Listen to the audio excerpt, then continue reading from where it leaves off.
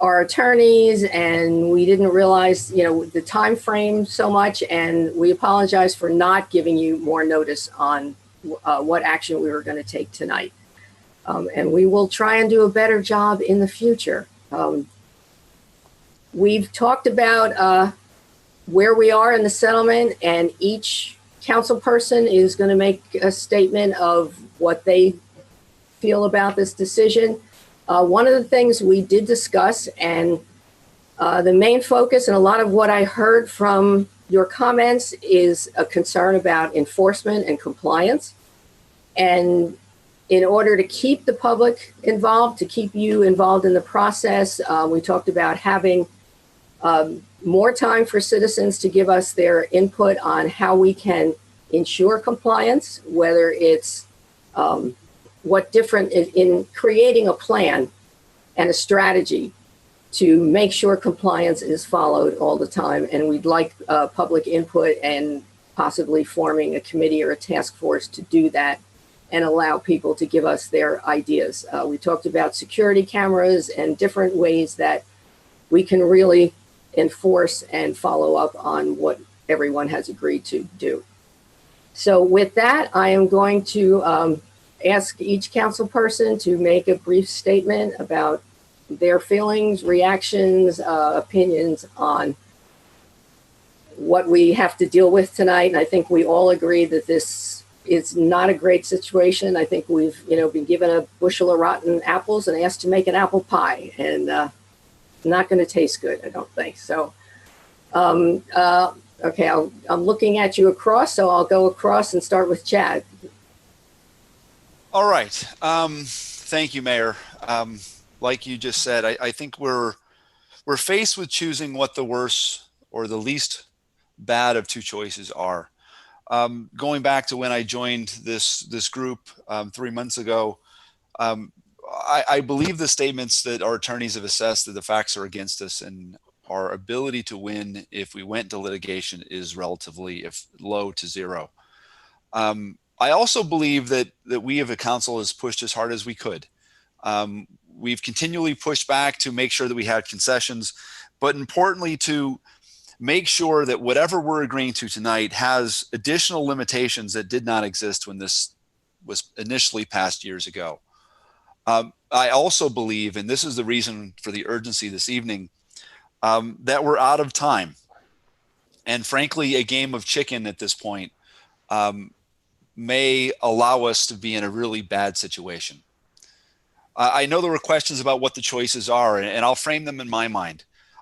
Choice one is if we go to court, and we go to court with a relatively low chance of winning, we have no concessions, and we revert back to what I consider to be a bad decision that happened years ago. Many folks on this council, folks that started even before I did, I think did good work to help to ensure concessions were made and that clarification in hours and many other things occurred in the benefit of our town. So tonight I'm going to vote yes for this to move this forward. And we need to shift from this bad situation to an environment of enforcement.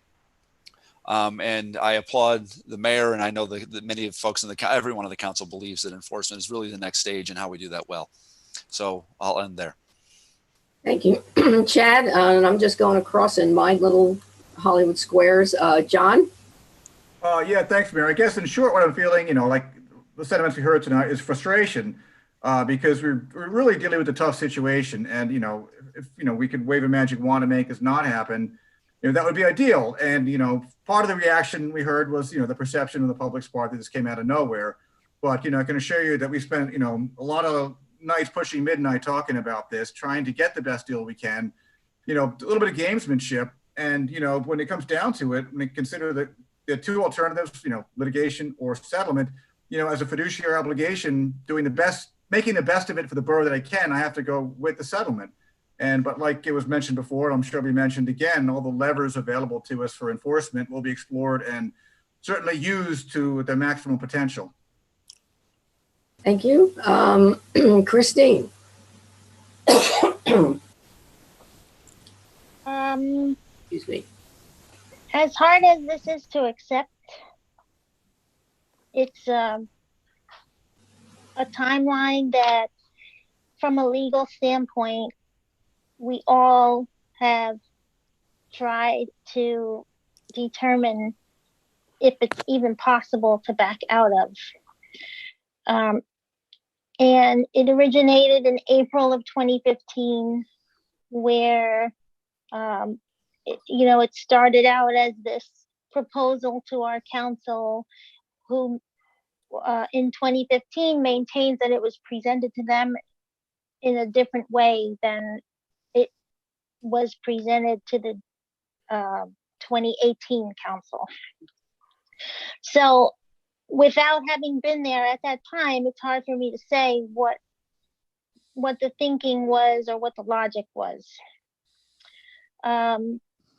June of 2015, the planning board, and this is all documented, obviously, because all of these meetings are open to the, open, and they have minutes to them, which I've reviewed many, many, many times. The planning board reviewed what they proposed and accepted it and made changes to the zoning in order to accommodate this. And that's what's very hard to stomach.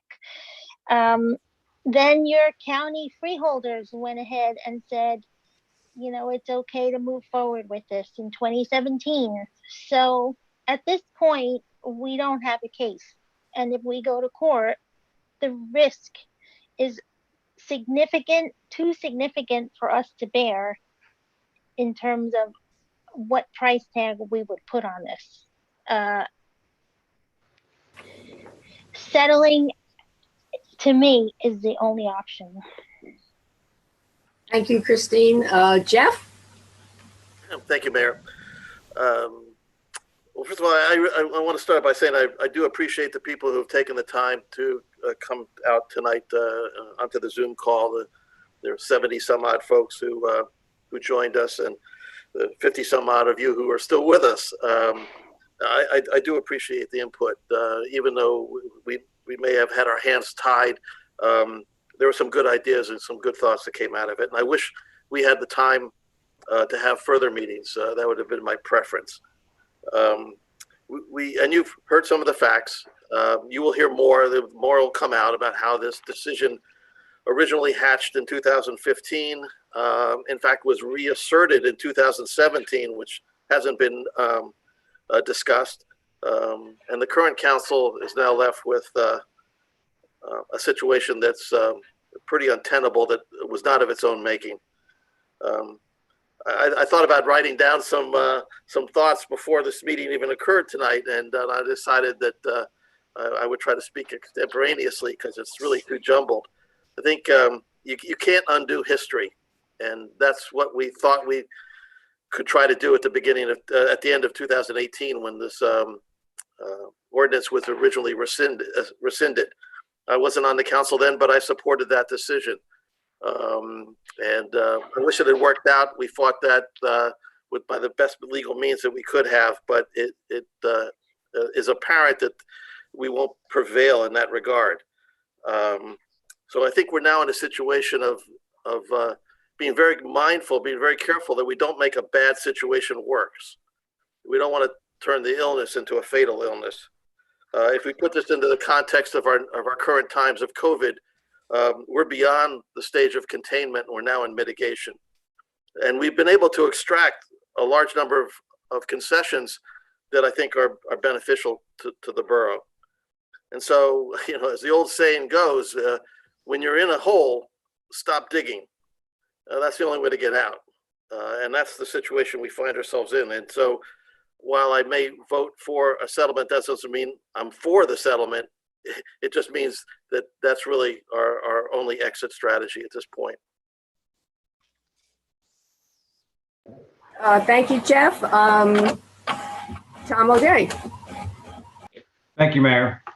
So I just want a few housekeeping items to mention. One is that, as Councilman Hammond just mentioned, we went from over 70 people on the call to just over 50 now. So about 20 or more people have dropped off the call. I do appreciate the assurance from the mayor that we're going to try and be as communicative as possible. I started out 2 weeks ago in our last executive session, lobbying very strongly for the best communication plan we could come up with. And I pushed all week for the maximum amount of notice that we could give to people. I think we should be very committed to doing a better job in the future. But having said that, we were restricted by the legal negotiations to a very short time frame to be able to come out of the private conversations in executive and this more public conversation now. Could we have done better? Yes. We can't change history, as Dr. Hammond has noted. There was a question, I think, that came up in the chat about the type of trucks and, how do we get so far to this and we don't know the type of trucks? And the answer is that the applicant did a traffic study that made assumptions, but there's no prediction about what the trucks are going to look like.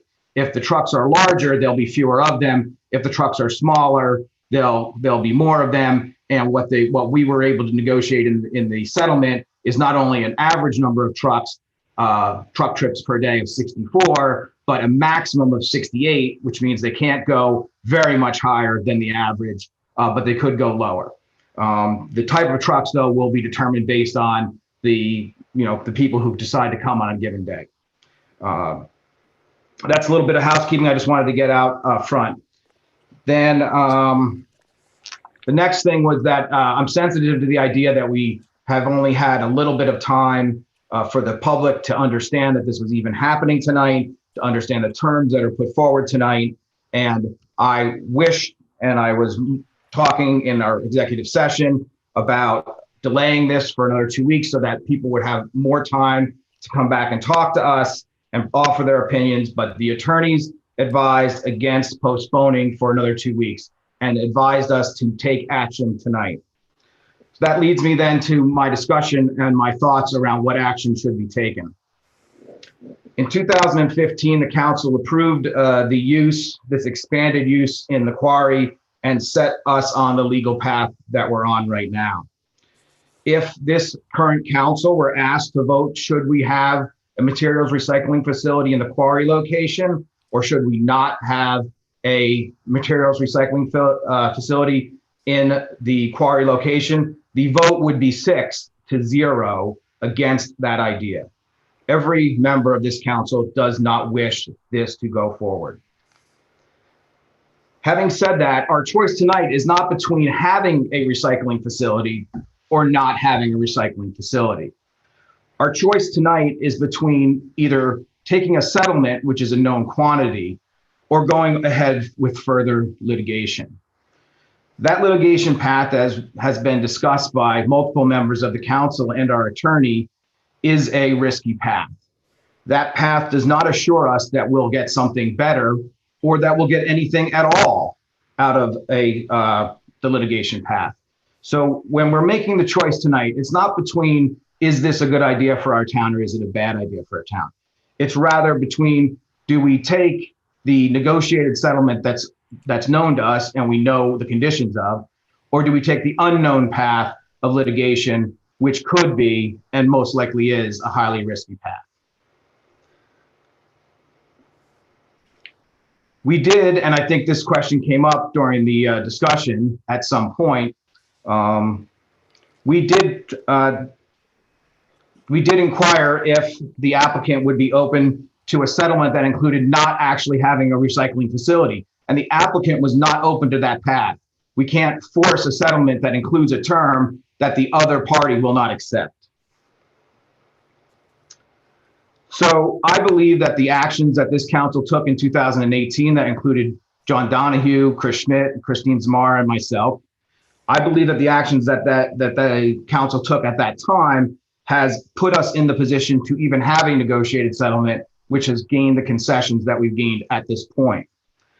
Is that the best outcome that I would prefer? It is not the best outcome for the town. But is it the best that we can do, given the legal circumstances that we've been placed into? Then I'm afraid that might be the best we can do.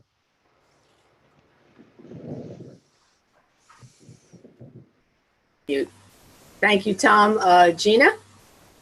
Okay, so, yeah, I mean, I think I agree with mostly of what everyone said, but I think, again, I mean, unfortunately, our hands have been tied in this, and the settlement was the best outcome. At least I believe the settlement was the best outcome for the borough, with as many concessions as possible. The original ordinance that was passed in 2015 did not provide a lot of due diligence or constraints around hours and tonnage and number of trucks, et cetera. And this current agreement does have all of that information. So I think that what we definitely did not do well as a council is the open and transparent communication that should have happened prior to this meeting, or as much prior to this meeting as possible. We had been advised by our attorneys to, not take this out in public until we had put the agenda out, which would have been Thursday. But we definitely did speak about the communication and how we would talk about and go to the public with this. We were in executive session last week until 1:21 in the morning, and we did not close out that topic on communication. And so as a council, we all have to take responsibility for that, and not following up on it afterward either. I would like to see a lot of the DEP and the DOT discussions and that involvement from our residents to them in opposition to this moving forward. But again, we were advised by the attorneys not to postpone this beyond this evening for risks that could be far greater than outweigh anything else. So that's all. Thanks, Mayor. Okay, thank you, Gina. So I think if you had a chance to look at the resolution that Jack prepared, which basically follows the statement that we made, we don't have a number on it. Anthony, do you have a number for this resolution? Yeah, it will be 20-143. 143. So would somebody like to move this? I'll move it, Mayor. I'll second. Okay, roll call, please. Mr. Can Donahue? I ask one question first? But I don't see the part in the resolution about the number of trucks. Is it? I didn't put everything in the resolution. You can add that. I put including but not limited to, because that was the net number of trucks. We could certainly add a bullet point if you wish. The resolution, though, refers to the settlement's entirety, and the settlement details the truck trips, right? Yes, and I incorporate the settlement by reference. okay. Okay. Roll call. Mr. Donahue? Yes. Mr. Hammond? Yes. Ms. McCready? Yes. Mr. McQueen? Yes. Mr. O'Day? With great reluctance and disappointment, I have to vote yes. Ms. Lamara? Yes. Okay. Thank you for putting the time into this. It was not an easy discussion or decision, and we will pursue more community involvement in coming up with a plan for compliance and following up with DOT enforcement and petitioning the DEP if need be. So if someone is interested in helping with that, send me an email, and we'll see about getting more opportunities for the public to get involved. So now we are on ordinances. Here we are. I will open a public hearing authorizing the purchase and installation of sanitizer stations for borough parks and appropriating $10,000 from the Open Space Trust Fund. Would anyone from the public like to be heard on this ordinance? Do we have any hand? And again, just click on participants and then raise your hand if you'd like to speak.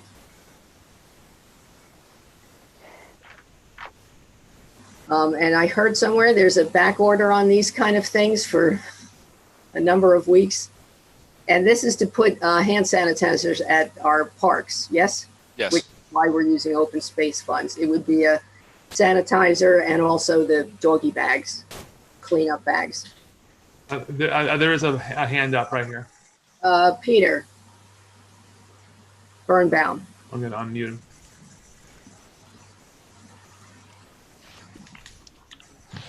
Oh, sorry about that. Just want to know if there's going to be somebody assigned and some budgeting to maintain and keep these things, operating in full. Sometimes it can be a challenge. I'm not sure, we were looking at different kinds of hand sanitizers. There are washing stations and there's also the ones with the sanitizers. So I think we have to really research the costs involved and come up with a plan as to how we're going to keep them in.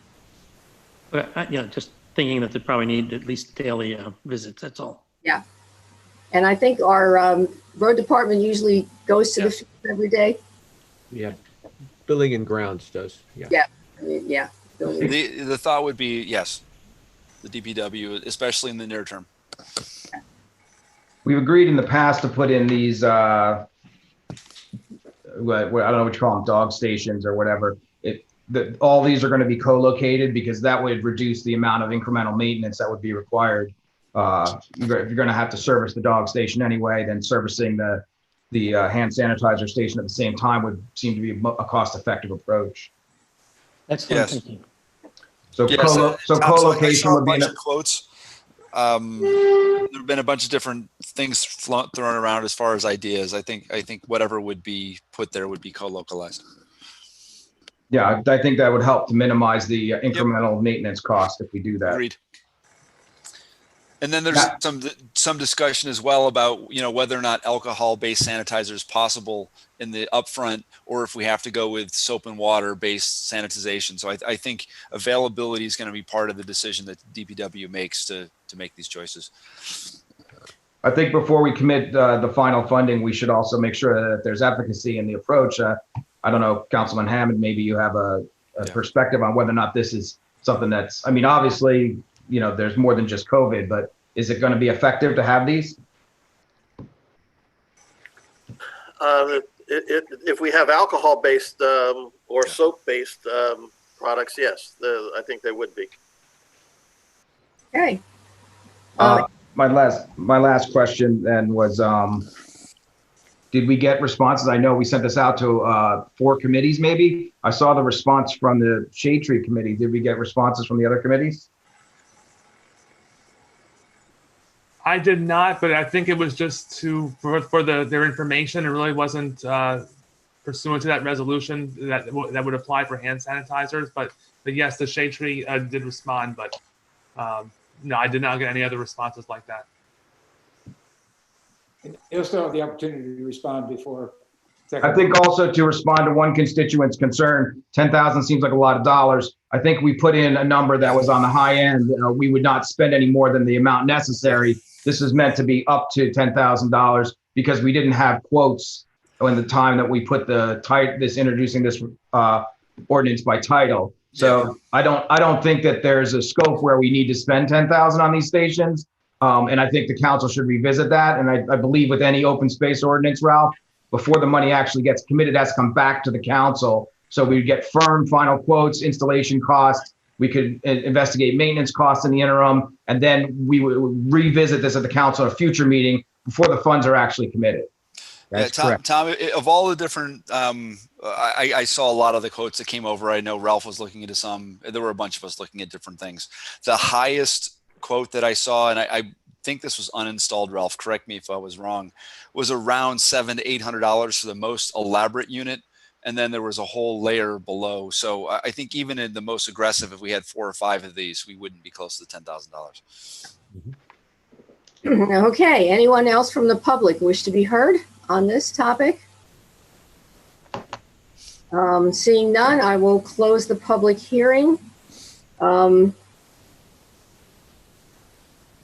And so I need somebody to move the ordinance. Chad, since this was Yeah, I'll move it since I brought it up at the last meeting. I'll move it. okay, just read that line there. Yeah, sorry. With the Zoom thing, everything gets combobulated here. I'll move to pass ordinance 2020-1840 on final reading and to adopt as published. Second. Okay, roll call, please. Ms. Zamara? Yes. Ms. Roday? Yes. Mr. McQueen? Yes. Ms. McCready? Yes. Mr. Hammond? Yes. Mr. Donahue? Yes. Now this is an introduction, so would somebody from, Christine, why don't you do this one? This is Public Works, yes?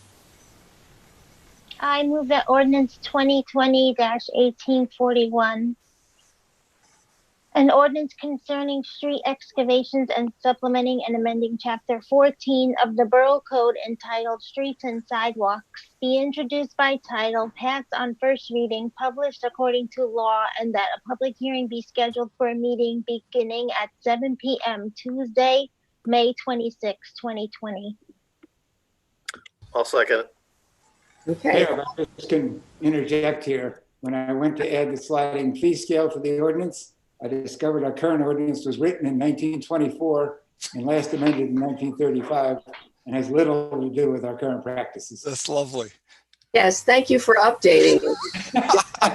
We should do it at least once a century. I mean, I shouldn't laugh, but that is just funny. That's why I interjected it. Thank you. All in favor? Aye. Yes. Aye.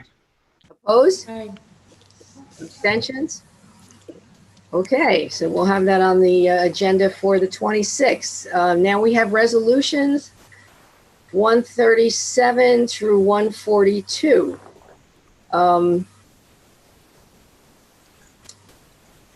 Anybody want to discuss any of those separately? I'd like to pull out 139 to discuss separately.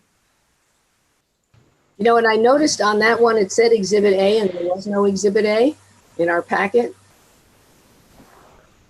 which was the fee schedule, I think. Well, I had other questions in addition to that.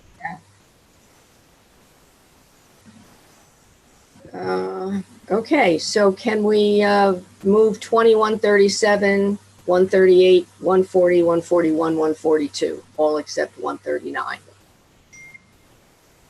I'll move. Have a I'll second. Okay, roll call on those. Mr. Donahue? Yes. Mr. Hammond? Yes. Ms. McCready? Yes. Mr. McQueen? Yes. Ms. Roday? Yes. Ms. Zamara? Yes. Okay, 139. Jeff, you wanted to discuss? Yeah, and maybe this was part of the exhibit that was missing, but there was, there's no data, there's no background for us on the council in order to really assess the impact of this. So we now have a joint court with Bedminster and Far Hills. They want to add a considerably larger municipality, Basking Ridge, or Berners Township, I guess I should say, Berners Township to this. I wanted to know what impact that would have on court scheduling, on the timing. My understanding, and in fact, it was actually even mentioned, I think, earlier in the discussion, is that there have been some delays since we've moved from our own court into a regional court. That may water down things even worse. And also, there's some money is going to be paid by Berners Township to Bedminster. Does that mean that we perhaps have a reduction in our fees? There's just no data in which to make a decision. I guess I'll ask a very crude question. What's in it for us? Yeah, and I think that was what Exhibit A was supposed to be, the fee schedule, at least that much data, which wasn't attached. So I don't, as to who's contributing what. It's not just a matter of fees, though. It's a matter of timing. I'd heard when I was the liaison to the Housing and Zoning Committee that, there was some, with the new court structure, it was longer timelines. So are we going to exacerbate that and make it worse? Ralph, do you have any, I know you meet, aren't you on the committee that meets with them? Right. And we have not met in, well, even before this, the pandemic we're in right now. Bernards Township, as you know, Mayor, was discussed months and months ago. Right. They did not wish to join at that point in time. And then just without a meeting per se, they came forward and said that they were back into the picture. We got correspondence from Judy Sullivan and Bedminster that they were back into the picture. And I don't know what arrangements they've made with them. I wasn't privy of that information. So maybe we should table this until we get that information.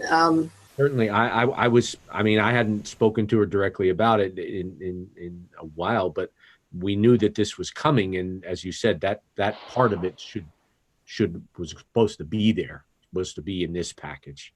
I don't know why it is not. But how often do you meet the committee of representatives?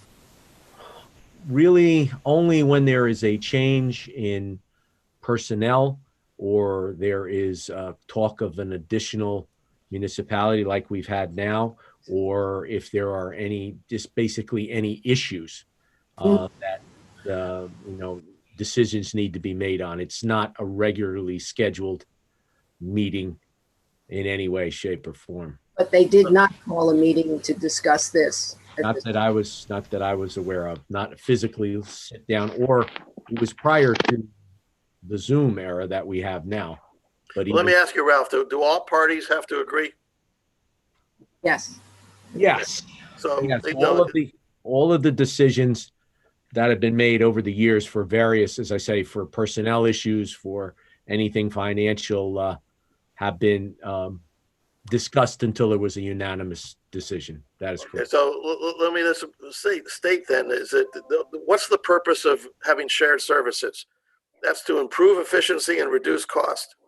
The resolution that we're asked to vote on, which looks like we're going to table, I think rightfully, says that this is a benefit to our borough. Well, show me where we're more efficient and less costly. And not that it's less costly to the court, but less cost to us as the borough.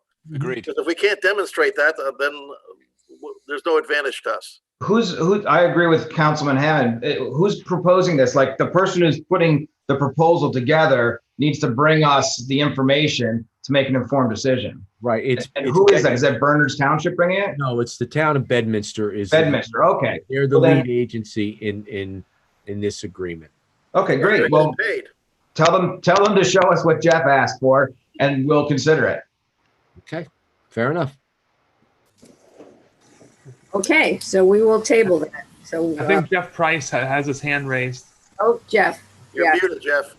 Right. Good evening, Councilman Hammond. There were some delays. You're correct, but they were mainly around the prosecutor. They changed prosecutors. He lasted a month, and then they got another prosecutor. And typically, zoning enforcement always gets put to the back of the line, and that's where the delay came from. Okay, thank you, Jeff. That does not comfort me any. Okay. Sorry. So we'll ask for more information on that. So 8C, we did get a letter from the Tour of Somerville about bike racing, and I think, John, you had asked to speak on that because you're Yeah, I'd like to actually explore that with them, if the council's okay with that, because I've done some of those bike races down in Somerville over the years. And it's a great event, brings a ton of people to the town. Whether or not our topography or our streets layout works, but I'd like to at least have the conversation to see what maybe could happen and take it to the appropriate committee if it gets that far. Are we okay with that?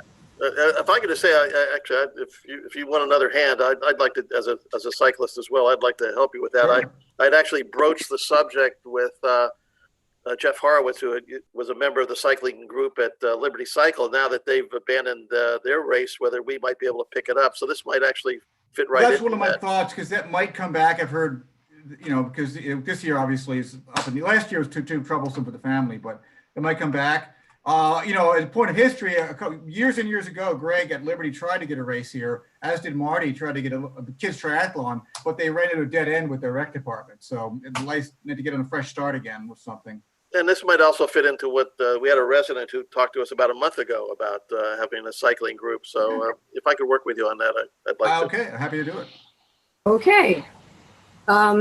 Recreation program pool survey. I think Neil put together two. We had asked about having an evaluation after every program and to also have a survey for past pool members as to what worked, what didn't, what they'd like to see. I thought they were both pretty well done. Anybody have any comments on them? I think it's a good idea. And Gina, you want to take back to them that they're fine with us, or unless anybody wanted to add or. Okay, yeah, I can do that You have a meeting tomorrow? tomorrow. Great, okay.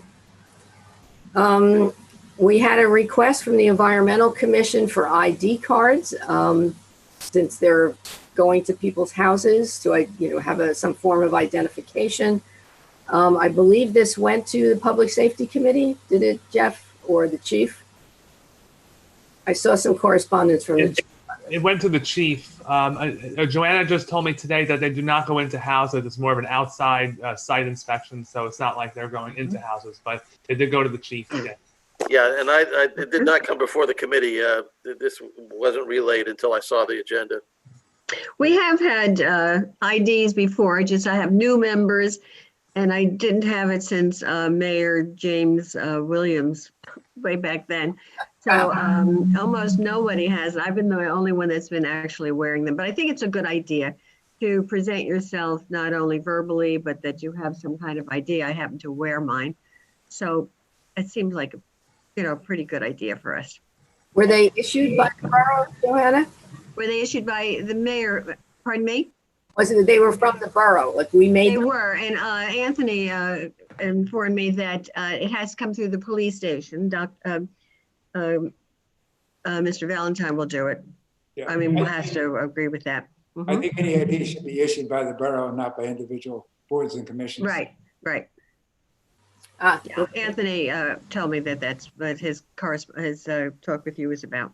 Yes. So Mayor, we do have the ability to produce identifications for various borough officials. We've done that before for some of the inspectors and things like that. So that's really not a problem.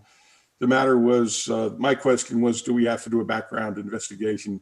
Most of the people who we issue the identification cards to have completed some kind of a pre-employment hiring check or some kind of a background investigation. But if that's not required, and if you want to issue them identification cards, I think you can do that. You should just have some kind of a policy in place as to how they're going to be used and when they're going to be used. That would only be my recommendation. Yeah. We've never had background checks on committee members, have we? No, I didn't the last time. Commission members, no. I mean, I don't care. Pretty clean, but whatever. No skeletons, huh? No, but whatever. I'll vouch for you, Joanna. Okay. Okay, so we'll get that. We should probably have, I think the chief is right. We should have some kind of policy. I don't know, Jack, can you find us something about ID badges? I don't know if we already have one or. Sure, I'll talk to the chief and come back with something. Okay, thank you. Thank you. All right, mayor's update. What have we done? I delivered 225 masks to Bound Brook for them to distribute at their feeding program. So thank you to the Somerset, New Jersey Mask Squad and Fairy Tale Inc. who donated those masks.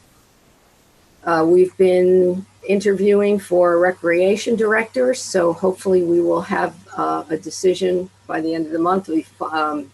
Personnel committee has interviewed, and then the chair of the Recreation Committee and myself have. Since nobody's having meetings, I've been on a lot of seminars and webinars, and Sustainable Jersey, which usually does a conference instead of a conference, has been doing webinars for the last 2 weeks. Some of them were really good with downtown New Jersey about creating creative communities in how to incorporate art into your downtown. Also, Mayor's Wellness Campaign was a webinar. The mayor from Patterson and Garwood were sharing their different ways of how they're dealing with the pandemic. I was invited along with the mayor of Bernards Township to attend the local clergy meeting with the clergy in the Somerset Hills to talk about how we can support each other, government and the churches, in some of the feeding programs and other initiatives that they're doing.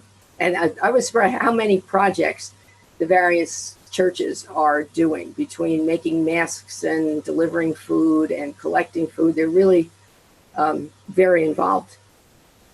Boxcar was here on Friday from 10 to 1. They'll be alternating Fridays. So they'll be here not this Friday, but the following one. And 10 of those boxes were donated to our food pantry. I also attended a mayor's meeting on Assembly Bill 3971, which is about the coronavirus bonds. Bridgewater and Bedminster are taking the lead on pushing this legislation, which would allow specific kinds of bonds just for a pandemic. So they'd be low interest and I think longer term payback. So should we ever need them, hopefully that'll go through. I did take that online course offered by JIF. I think it's for each elected official that completes the course. Anthony had sent us that. We get a $250 credit on our assessment. It's a 20-minute online little program. There's no test at the end. It's protecting children from abuse. So I recommend you take that and save us some money. And tomorrow night we have the Downtown Revitalization Committee. We'll meet. Hopefully we're going to finalize the redevelopment plan for 65 Morristown Road. And we will get that to you in plenty of time before our May 28th meeting, so you can review it and send in questions, and we can hopefully get that completed. So that was my report. Questions? Anything? Correspondence? I don't think we had any. We did get responses to the letters we sent to, right? Didn't we get all those letters back from our legislators? Right, from that HR 64, 67. I'm not sure if the number is right, but yeah, we did get it. I get some of those back. Yes, saying that they received it. Yeah. Yeah. Any unfinished business? I have a couple of things I want to talk about. One of them is that Love to Ride Somerset going on right now, sponsored by RideWise. So if anybody's bicycling or wants to participate, it's ridewise.org/let's ride, and it's Love to Ride Somerset Bike Challenge for people to sign up for. And the rec department has that Veterans Appreciation, where it's on the borough website about people can write something in for veterans, and we're gonna put something together for Veterans Day for them. Yeah, I think they want a little video clip, a very short video clip. So, and I think that's on our website with how to submit it. So thank you for bringing those up. Any new business? Yeah, Mary Jane, I do have new business, but do you want to do that before I have some important committee reports? What would you prefer to do first? Well, actually, we don't do committee reports on the work meeting. We do them on the second meeting. Okay. So, I'll continue the new business then that we started in the last meeting, which is the preparation for whatever announcement happens with the governor in regards to what types of easing goes forth into the future. So as instructed, I've gotten the input of several members of this council. I've also got input from several members of the planning board. And there's a two-phase approach that I'd like to propose.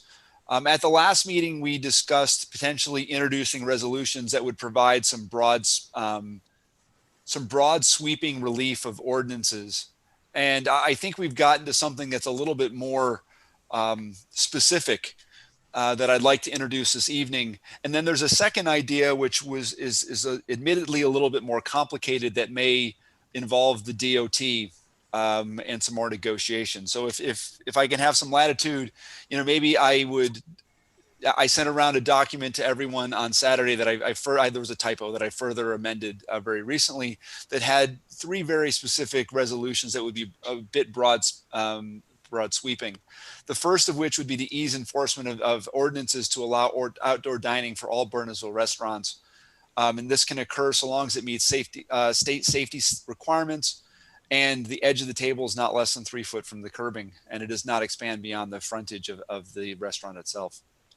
A similar ordinance for outdoor commerce, so long as it meets state safety requirements, and the edge of any merchandise is not less than 3 foot of the curbing and expand beyond the frontage. And an important resolution that states that all businesses and restaurants must comply with state health and social distancing mandates.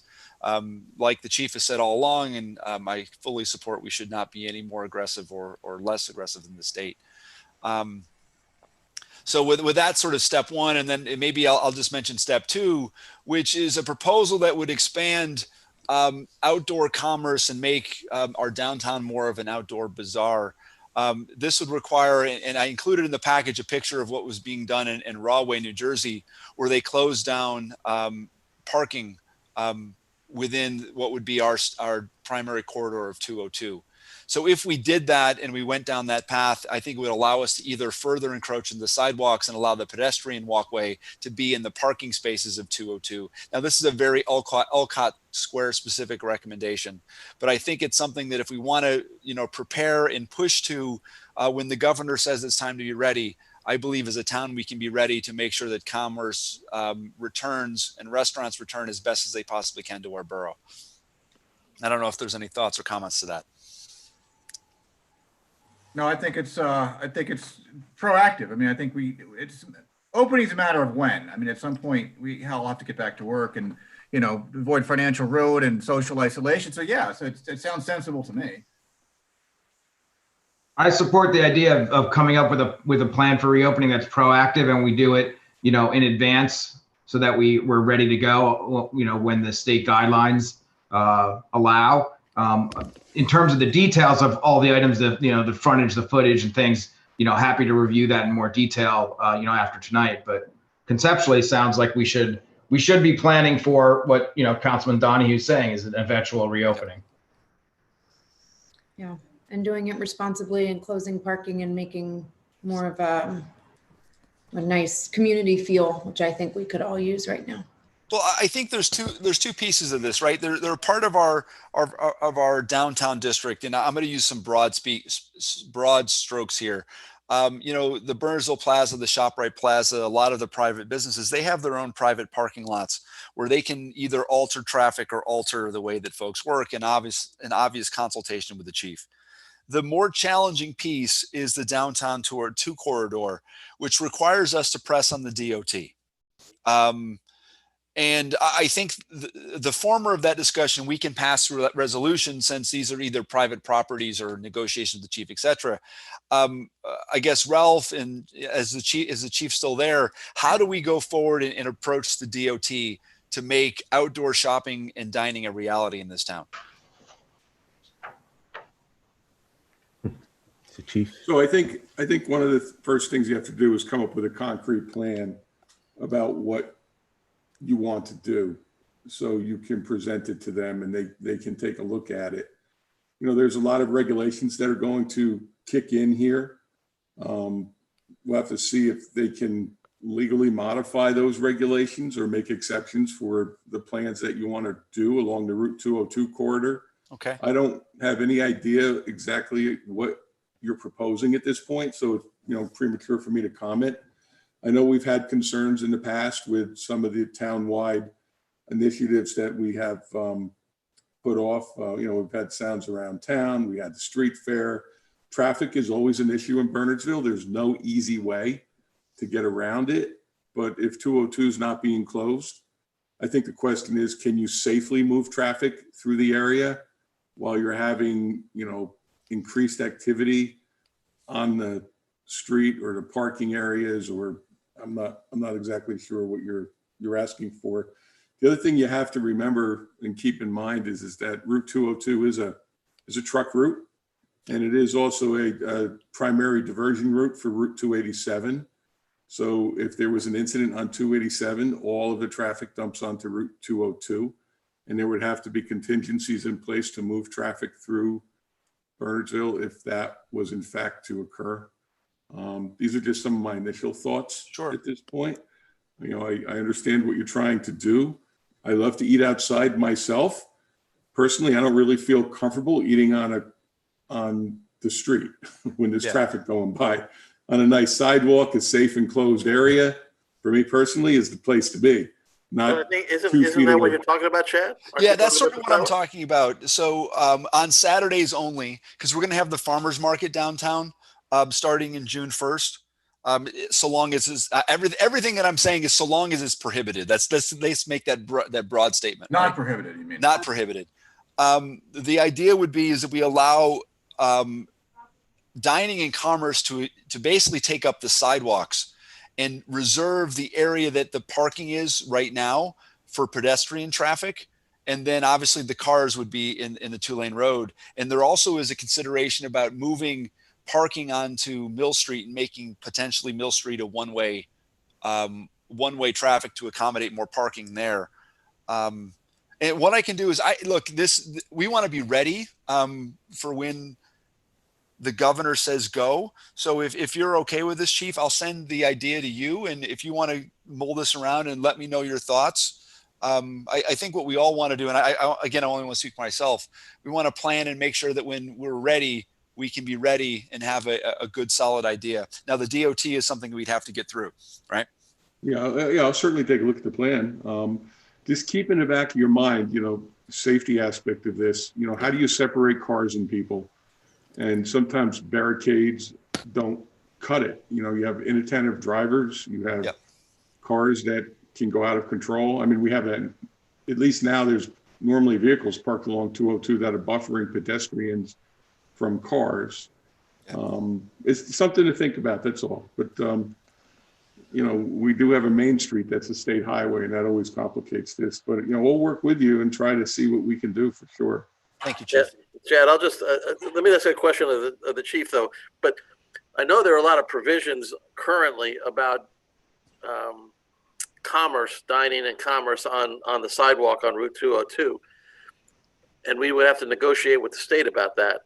But there's no prohibition for us to say we're going to prevent parking along. You know, the parking spots we have on 202.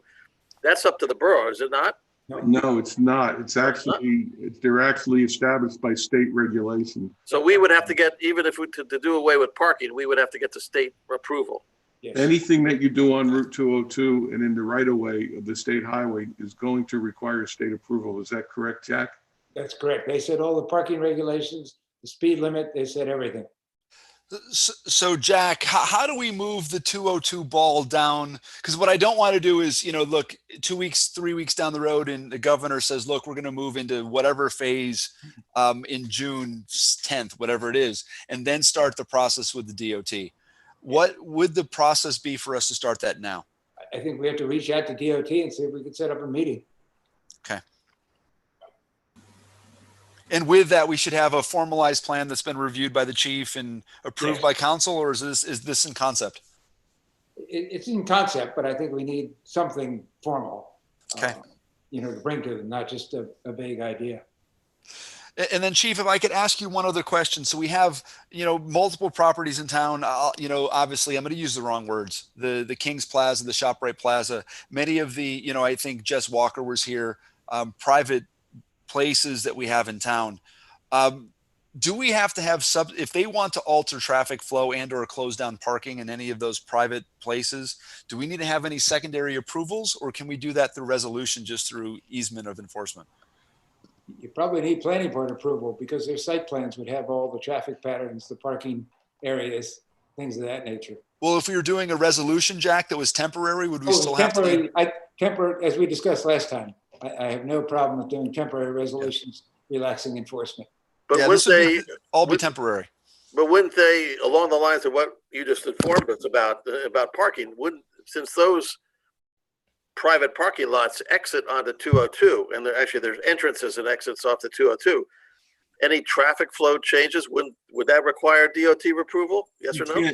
Yeah. I don't think you'd be able to change the entrances and exits. You have some discretion, I think, to work within the confines of private property as to how you want to set up things that might be going on in those parking lots, but you're not going to be able to reverse or close off. No, I wasn't suggesting that we would change the entrance and exit, but if what I understand Chad to talk about it, we would be changing the flow into those entrance and exits. As long as they're entering in the enter and exiting in the exit. Yeah. It may look, and look, I'm making, I don't want to say it. This would be a proposal. Let's take, and I think, obviously the owners of the King Plaza would have a large say in this, but if we eased the ability to sell merchandise on the curb, on the sidewalks of the King Plaza, and the same thing with ShopRite and every others. And if they wanted to decide to make that pass by the parking lot a one-way street, or to maybe move it into some other area and redirect traffic, that would be under their purview as long as the chief approved, right? Yes. Not necessarily, because some of those parking lots are established, like the planning board, there's plans there, but there's also fire regulations as far as the fire zones, because they're occupied buildings. There's going to be prohibitions. Right now, you're not allowed to stop or stand in front of any of those businesses there. Obviously, right now, we're not enforcing that. Yeah. Okay, but we haven't officially acted on changing any of the ordinances or provisions, codes that are in effect. I don't, the fire people, they get a little crazy when you start saying people can park in front of buildings in fire zones, and rightfully so to some extent. I think, we've tried different things like this in the past, and we're always looking for new ways to be able to facilitate these kinds of activities. But we run into so many roadblocks, whether they're regulatory roadblocks, whether it's just a matter of practicality, the amount of effort and resources that have to go into doing some of this is sometimes a tremendous amount of work. Unfortunately, our town wasn't designed with a downtown Main Street that's conducive to these types of activities. We've had experience with Sounds Around Town, the street fair. We've had events in the past. There's no easy way around Bernardsville. We have more success, I think, doing things locally in pockets rather than town-wide. And I think that's some of what we learned from the Sounds Around Town experience, where they started focusing. When they first started that up, it was a nightmare because we had people walking down the middle of the street in the dark on 202 from Kings to the center of town. And it was too hard to control the pedestrians and ensure their safety and the amount of traffic that we had. And then they kind of moved the model to focusing on certain areas of town. They kind of narrowed it down to the center of town. They kind of dropped Kings out of it. They used to have events down there, and they stopped that. It was too big. It was too spread out and very difficult to handle on a large scale. But on a smaller scale, you might be able to do something if you get the cooperation of the property owners. And the train station is always, I think, an untapped resource for these types of things. Transit's normally pretty cooperative with us when we want to use the train station parking lot for various activities, as long as we're not interfering with commuter traffic and whatnot. So you have that as a resource. Quimby Lane and Mill Street are ours, but Mill Street is a county truck route. So we would have to have a way for the trucks. We'd have to have proper signage in place, and we'd have to have approval from the county and the state to divert the trucks to some other route, whatever that might be. Well, do something on Mill Street. And Chief, you said exactly the right word. I think what I'm trying to determine tonight is what the obstacles could and are and may be. So that way, look, I think collectively, because this is obviously not going through tonight, but I want to continue to circulate this and get additional feedback.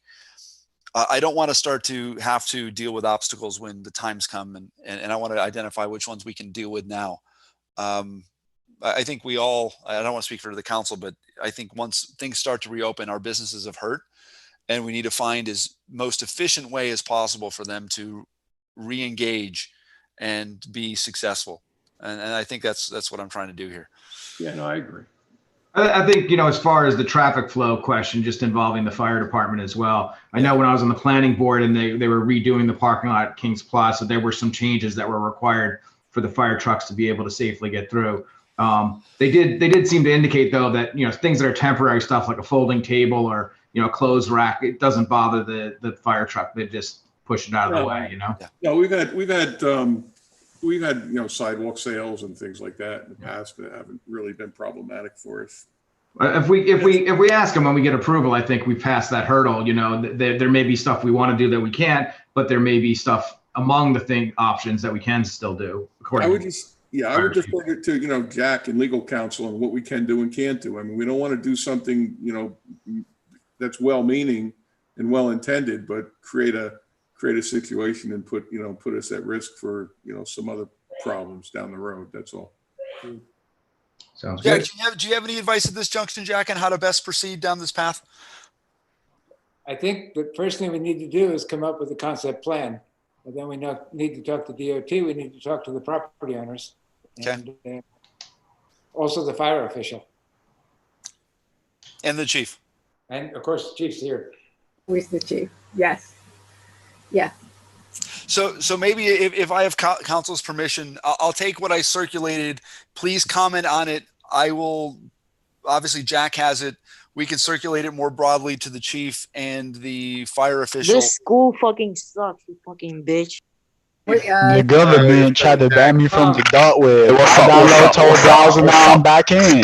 Spencer, Papa Titty, Spencer. Ralph leaked the code. Ralph leaked the code. Tell your friends. Hey, yo, Jack.